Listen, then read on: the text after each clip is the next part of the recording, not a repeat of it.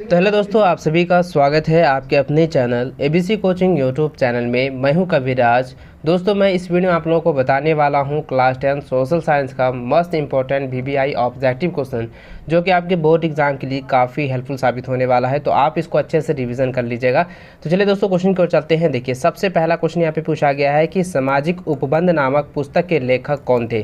तो देखिए दोस्तों, यहाँ पे जो है आप लोग कन्फ्यूज भी हो सकते हैं कि यहाँ पे जो सामाजिक उपबंध लिखा गया है, बताया गया है, तो यहाँ पे समाज उपबंध भी दिया जाएगा, तो कोई दिक्कत नहीं है दोस्तों। आपको वही क्वेश्चन पूछा गया है, ठीक है। चाहे आपको किसी तरीके से क्वेश्चन पूछा जाए, सिर्फ आपको देखना है कि समाज के बारे में यहाँ पे कहा जा रहा है, समाज उपबंध के बारे में कहा जा रहा है, तो वही क्वेश्चन रहेगा, ठीक है। तो इसका जो आपका आंसर हो जाएगा वो हो जाएगा रूसो, ठीक है। मैं आपको फिर से बता देता हूँ, सामाजिक उपबंध नामक पुस्तक के लेखक कौन थे, तो इसका आंसर हो जाएगा रूसो, ऑप्शन नंबर है, ठीक है। अगला है कि यंग इटली सोसाइटी की स्थापना किसने की थी। तो देखो, यंग इटली सोसाइटी की स्थापना जो है मैजिनी ने की थी, ठीक है, जो कि ऑप्शन नंबर आपका सी में है, मैजिनी, ठीक है। चलिए, अगला क्वेश्चन है कि जब फ्रांस छींकता है, ठीक है। देखिए, ये क्वेश्चन जो है आप लोगों ने ऑफलाइन क्लास में भी मैंने बताया था, और यह क्वेश्चन जो है काफ़ी इंपॉर्टेंट है, इस बार 100% आने वाला है कि जब फ्रांस छींकता है तो बाकी यूरोप को सर्दी जुकाम हो जाता है, यह कथन किसका है। तो देखिए, यह जो कथन बताया गया, यानी ये जो कहा गया है, किसने कहा था, तो ये इसका आंसर हो जाएगा मैटरनिक ने, ठीक है, जो कि ऑप्शन नंबर आपका बी में है।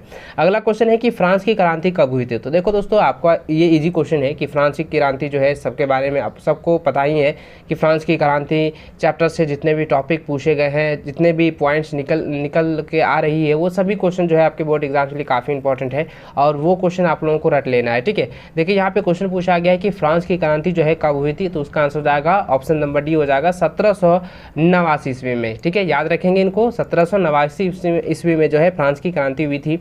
कई सारे बच्चे 1765 देते हैं, तो ऐसी गलती मत करना, 1789 में ही फ्रांस की क्रांति हुई थी, ठीक है, इसको याद रखेंगे। अगला यहाँ पे क्वेश्चन है कि नेपोलियन बोनापार्ट कौन था। तो देखिए, नेपोलियन जो है बोनापार्ट कौन था, तो इसका आंसर आपको लिख देना है कि फ्रांस का जो सम्राट है, ठीक है, फ्रांस की जो सम्राट है उसी को जो है नेपोलियन बोनापार्ट के नाम से जाना जाता था, ठीक है। तो इसको अच्छा से आप लोग रट लेना, इसको अच्छे से समझ लेना, ठीक है। फ्रांस का सम्राट जो है नेपोलियन बोनापार्ट था। अगला क्वेश्चन है कि 1789 ईस्वी में फ्रांस की क्रांति के समय किसका शासन था, तो इसका आंसर देना है लुईस 16वां। देखिए, आप लोगों ने जो है लुईस 16वां के बारे में बुक में पढ़ा ही होगा कि फ्रांस की क्रांति के दौरान जो है उसका शासक रहा था, उन्होंने किस किस शासकों से जो है विरोध की थी, और किससे जो है लड़ाई हुआ था, वो सारी चीज़ों के बारे में मैंने पहले भी आप लोगों को बताया था, ठीक है। तो 1789 ईस्वी में कौन से शासक थे, तो लुईस 16वां थे, ठीक है। इसको अच्छे से समझ लेना और याद कर लेना। अगला क्वेश्चन है कि फ्रांस की क्रांति का अग्रदूत किसे कहा जाता है। तो देखिए, फ्रांस की क्रांति का अग्रदूत जो है रूसो को कहा जाता है, जो कि ऑप्शन नंबर बी है, ठीक है, इसको अच्छे से याद कर लेना। अगला क्वेश्चन है कि जुत्सेपे मैत्सनी का जन्म कब हुआ था, यानी कि जुत्सेपे मैत्सनी का जन्म जो है वो कब हुआ था, वो हुआ था 1807 ईस्वी में, ऑप्शन नंबर डी आपका राइट आंसर हो जाएगा, ठीक है। अगला क्वेश्चन है कि द स्पिरिट ऑफ लॉ नामक पुस्तक के लेखक कौन थे। देखिए, यहाँ पे जो क्वेश्चन पूछा गया है दोस्तों, यहाँ पे जो क्वेश्चन है बहुत ही इजीली क्वेश्चन है, और ये थोड़ा सा घुमा वाला क्वेश्चन पूछा गया है। देखो, कई सारे जो क्वेश्चन पूछे गए हैं उसमें ये क्वेश्चन पूछा गया है कि मांटेस्क्यू, ठीक है, मांटेस्क्यू ने जो है कौन सी किताब की रचना की थी। तो आपको जो है क्वेश्चन को अपोजिट यहाँ पे किया गया है, तो यहाँ पे आपका क्वेश्चन पूछा गया है कि द स्पिरिट ऑफ लॉ नामक पुस्तक के लेखक कौन थे, तो इसका आंसर देना है मॉन्टेस्क्यू, ठीक है, मॉन्टेस्क्यू। आप लोग जो है इसको अच्छे से याद कर लेना। अगला है कि बिस्मार्क जर्मनी का चांसलर कब बना। तो बिस्मार्क जर्मनी का जो है चांसलर जो है 1862 ईस्वी में बना था, जो कि ऑप्शन नंबर आपका डी में है। अगला क्वेश्चन है कि ऑस्ट्रेलिया के साथ प्रसा का युद्ध कब हुआ। तो ऑस्ट्रेलिया का साथ जो है प्रसा का युद्ध जो है 1866 ईस्वी में हुआ था, जो कि ऑप्शन नंबर आपका डी में है। अगला है कि प्रसा का ऑस्ट्रेलिया के साथ किस संधि के द्वारा युद्ध विराम हुआ। तो किस संधि के द्वारा जो है युद्ध विराम हुआ था, वो हुआ था वियना की संधि के द्वारा, ठीक है। ऑप्शन नंबर ए आपका जो है राइट आंसर हो जाएगा वियना की संधि। अगला क्वेश्चन है कि इटली का एकीकरण कब पूरा हुआ। तो देखिए दोस्तों, यहाँ पे क्वेश्चन जो पूछा गया है थोड़ा सा घुमा के पूछा गया है।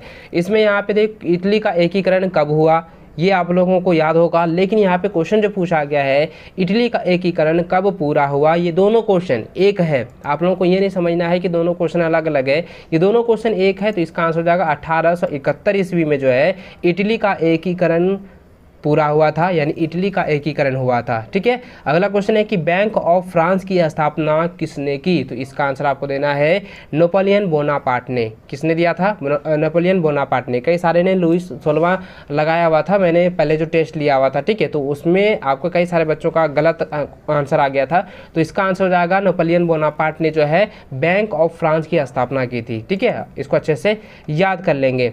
अगला क्वेश्चन है कि गौरीबॉल्डी कहाँ का निवासी था, तो गौरीबॉल्डी जो है कहाँ का निवासी था, ये आपको बताना है। तो देखिए यहाँ पे जो है 4 ऑप्शन जो दिए गए हैं, वेनेनिसा, ठीक है, वेनेनिसा, उसके बाद है नेपुल्स, उसके बाद प्रांग है। तो इसका जो सही आंसर दोस्तों ये हो जाएगा सार्डिनिया। ठीक है, सार्डिनिया जो है एक जगह का नाम है जहाँ पर जो है गौरीबॉल्डी की जो है निवास स्थान है। ठीक है, इसको अच्छे से आप लोग याद कर लेंगे।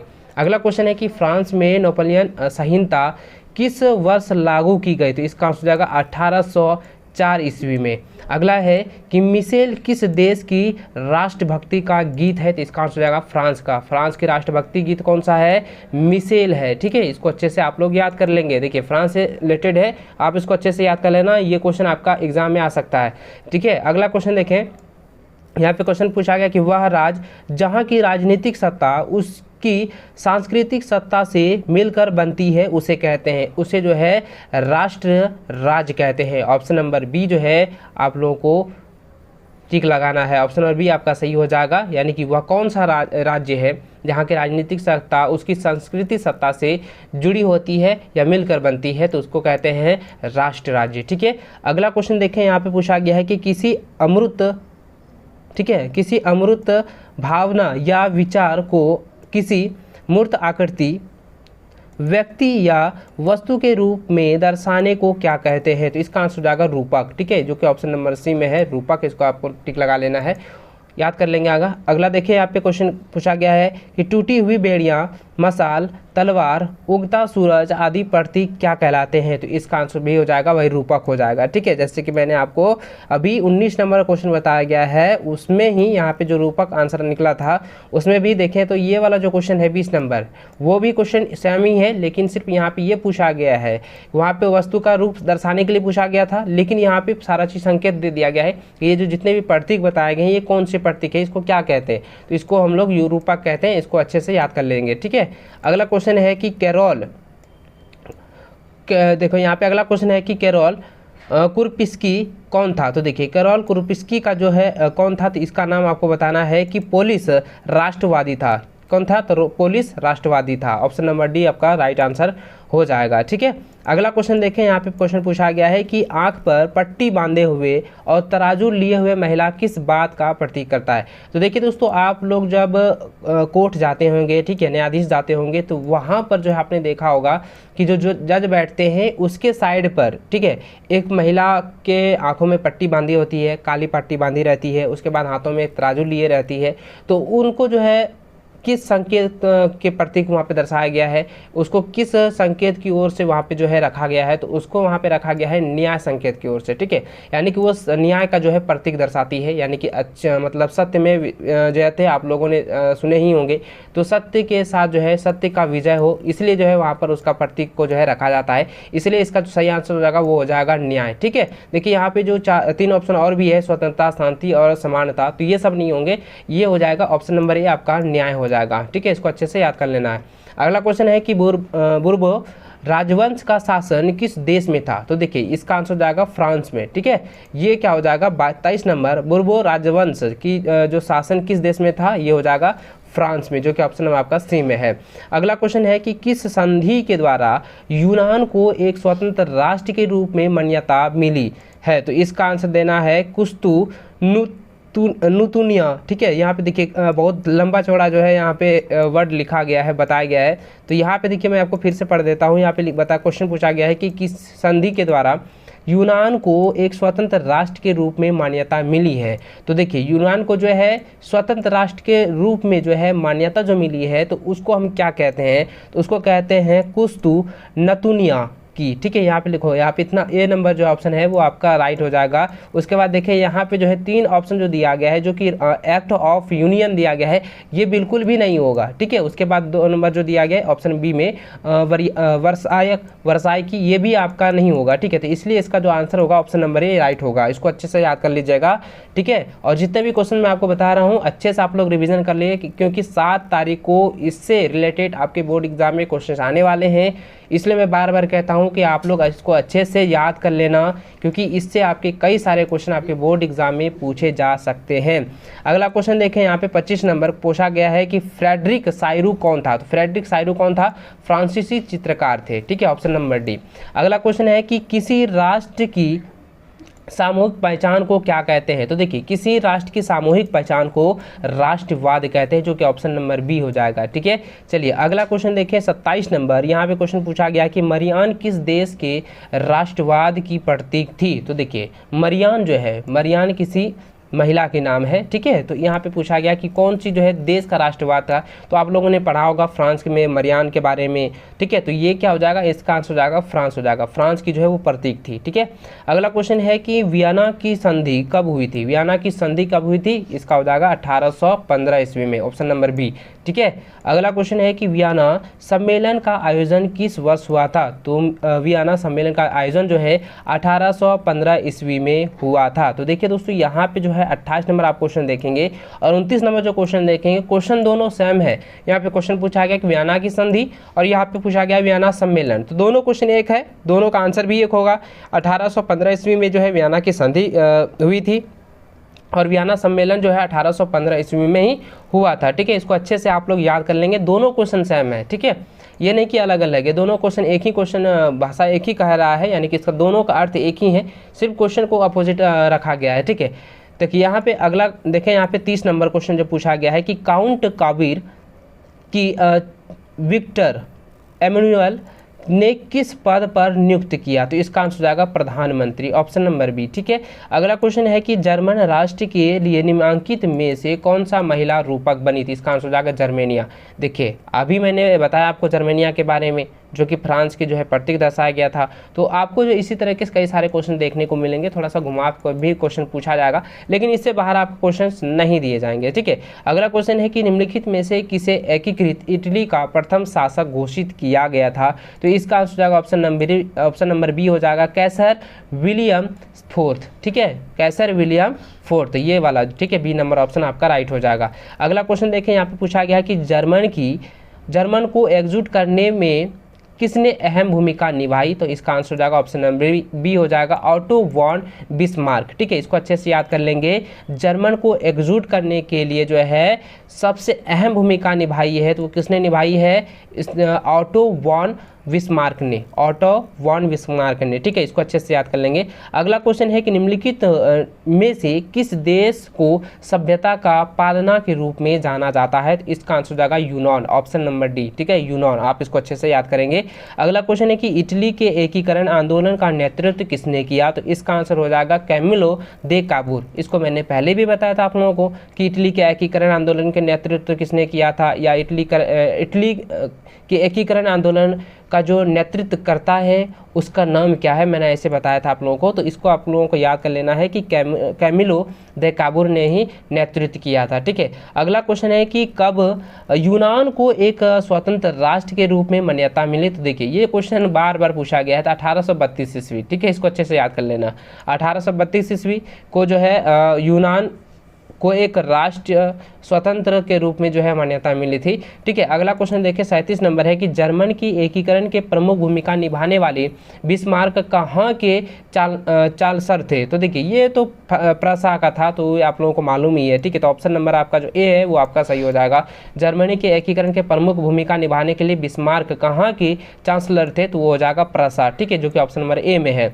अगला क्वेश्चन देखिए, यहाँ पे पूछा गया कि फ्रेडरिक साइरू, ठीक है, यहाँ पे ध्यान दीजिएगा, फ्रेडरिक साइरू का विषय क्या था। देखिए फ्रेडरिक सायरू का विषय जो था वो लोकतंत्र का था, ठीक है, इसको अब अच्छे से याद कर लेना, लोकतंत्र। कई सारे बच्चे जो है पूंजीवादी लगा दिए हैं, मैंने जब टेस्ट लिया था तो देखिए पूंजीवादी बिल्कुल भी नहीं होगा, समाजवाद भी बिल्कुल भी नहीं होगा, तो इसका जो सही आंसर होगा वो होगा आप लोगों का लोकतंत्र, ठीक है।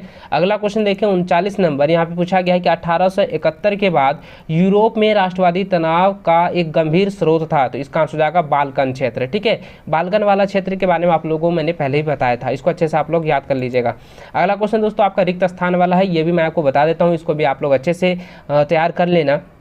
देखो यहाँ पे पहला जो ऑप्शन दिया गया है, पहला जो फिल इन द ब्लैंक्स है, यहाँ पे पूछा गया है कि इटली के एकीकरण की प्रक्रिया का नेतृत्व द्वारा किया गया, यानी किसके द्वारा किया गया था, तो देखिए इसका हो जाएगा आंसर सार्डिनिया पिडमांट, ठीक है, ये हो जाएगा सार्डिनिया पिडमांट हो जाएगा, ये ऑप्शन नंबर आपको यहाँ पे भर देना है, यहाँ पे आपको रिक्त स्थान में लिख देना है।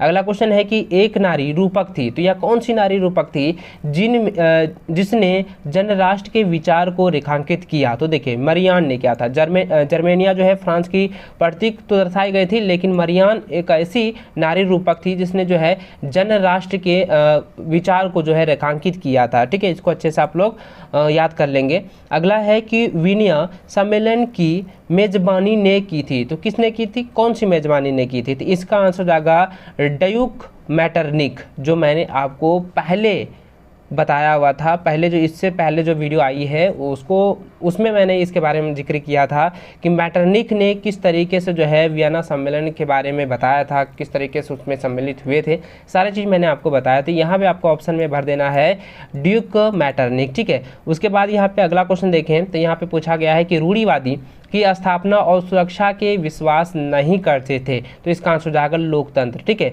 रूढ़िवादी लोकतंत्र की स्थापना, तो यहाँ पे ऑप्शन जो 4 है यहाँ पे इसमें भर देना है आपको लोकतंत्र, ठीक है। अगला क्वेश्चन देखें 5वां नंबर, कहता है कि से जुड़कर राष्ट्रवाद 1914 में यूरोप को महाविपदा की ओर से ले गया, तो इसका जो आंसर हो जाएगा साम्राज्यवादी हो जाएगा, ठीक है। यहाँ पे आपको भरना है साम्राज्यवादी, आपको अच्छे तरीके से इसको यहाँ पे भरना है, ये नहीं कि उदारवाद भर देना, उदारवाद आपका गलत हो जाएगा, तो यहाँ पे भरना है साम्राज्य या साम्राज्यवाद से जुड़कर राष्ट्रवाद 1914 में यूरोप की महाविपदा की ओर ले गया, ठीक है, इसको अच्छे से याद कर लेंगे। अगला क्वेश्चन है कि मरियान डैश उसके बाद दिया है कि गणराज्य की प्रतिनिधित्व करती है, तो किस क्या, तो फ्रांस की, तो मैंने बताया था फ्रांस के बारे में, मरियान जो है फ्रांस की एक प्रतीक के रूप में दर्शाया गया है, तो यहाँ पे क्या हो जाएगा, मरियान जो है फ्रांस गणराज्य की प्रतिनिधित्व करती है, ठीक है। अगला क्वेश्चन है कि 1832 की कस्तूनुतीना की संधि ने को एक स्वतंत्र राष्ट्र की मान्यता दी, तो इसका आंसर हो जाएगा यूनान, मैंने आपको जो है ऑब्जेक्टिव में बताया, ठीक है। यहाँ पे तो फिल इन द ब्लैंक्स में वही क्वेश्चन दिया गया है, तो आपको यहाँ पे यूनान भर देना है, ठीक है, यूनान भर देना है। अगला क्वेश्चन देखें कि यहाँ पे क्वेश्चन पूछा गया है कि फ्रांस में राष्ट्र के प्रतीक के रूप में ईसाई नाम डैश दिया गया है, तो इसका आंसर हो जाएगा मरियान, ठीक है, यहाँ पे आपको 7-8 नंबर में मरियान भर देना है। अगला है 9 नंबर की वलूत वृक्ष को का प्रतीक माना जाता है, तो इसका जो आंसर होगा दोस्तों ध्यानपूर्वक मेरी बातों को सुनिएगा कि वलूत वृक्ष को जो है वीरता का प्रतीक माना जाता है, जो कि यहाँ पे दिया गया है वीरता, तो इसको यहाँ पे क्या करना है, भर देना है वीरता, ठीक है।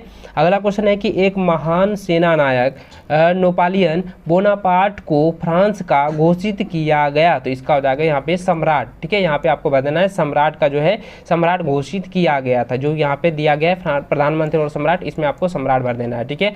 अगला क्वेश्चन देखें 11 नंबर क्वेश्चन पूछा गया है कि नेपोलियन ने सुचारू शासन व्यवस्था के लिए बनाई, तो क्या बनाई थी, तो बनाई थी आचार संहिता, ठीक है, आचार संहिता बनाई थी, जो कि यहाँ पे आपको फिल इन द ब्लैंक्स में भर देना है, ठीक है। तो आई होप दोस्तों इस वीडियो की मदद से आप लोगों के बोर्ड एग्जाम की तैयारी काफ़ी अच्छी रहेगी और आप बोर्ड एग्जाम में अच्छे से मार्क्स उठा पाओगे, तो इसलिए दोस्तों आप इसको अच्छे से जो है रिविज़न कर लीजिएगा, जितने भी मैंने क्वेश्चन बताए, जितने भी मैं वीडियो अपलोड कर रहा हूँ, इसको अच्छे से आप लोग देख लेना, ठीक है, इससे आप लोग अच्छे से रिविज़न भी कर लीजिएगा, ठीक है, ताकि आप अपने बोर्ड एग्जाम में अच्छा से अच्छा मार्क्स जो है उठा सकें। तो चलिए दोस्तों इस वीडियो में बस इतना ही।